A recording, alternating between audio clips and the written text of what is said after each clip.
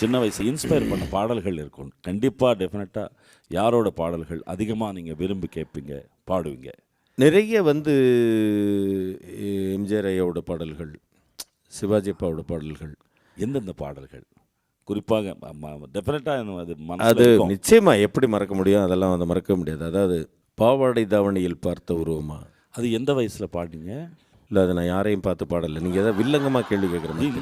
நான் எந்த வயசில் பாட ஆரம்பிச்சிங்க? இல்லை, நீங்கள் எந்த வயசில் இசையை கேட்டீங்கன்னு சொல்லி கேள்வி. அந்த ஓகே, அது 8 வயசில் பாவாடை. எனக்கு அது என்ன ஒரு நினைவு தெரிஞ்சு நான் வந்து ஒரு 7-8 வயசில் கேட்டுக்கிறேன். அப்போவே பாவாடை தாவணி அப்பவும் போட்டிருந்தாங்க பல பேர்.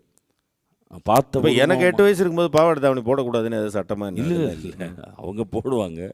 அந்த பாட்டு குறிப்பாக எதுக்கு அது அர்த்தம் எனக்கு புரியாமையே நான் கேட்டிருக்கேன் அந்த இசை. ஓஹோ, அந்த அந்த மெட்டு. ஆமாம்.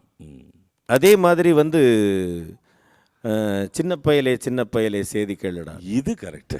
இந்த பாட்டு நீங்கள் அப்புறம் வந்து நாடோடி மன்னனில் வரும் இல்லையா, அந்த சும்மா கிடந்த நிலத்தை கொத்தி சோம்பல் இல்லாமல் ஏர் நடத்தி கம்மாக்கரையை ஒசத்தி கட்டி கரம்ப கொல்லையில் வாய்க்கால் வெட்டி சம்பா பயிரை பறிச்சு நட்டு சமயம் பார்த்து தண்ணீர் விட்டு நெல் விளைஞ்சிருக்கு வரப்பு உள்ள மறைஞ்சிருக்கு அட காடு விளைஞ்ச மச்சான் நமக்கு கையங்காலம் தானே மிச்சான். பட்டுக்கோட்டை கல்யாண சுந்தரம் அவர்கள் எழுதியிருப்பாங்க. குட்டியாடு தப்பி வந்தால் குள்ளநரிக்கு சொந்தம், குள்ளநரி மாட்டிக்கிட்ட குறவனுக்கு சொந்தம்.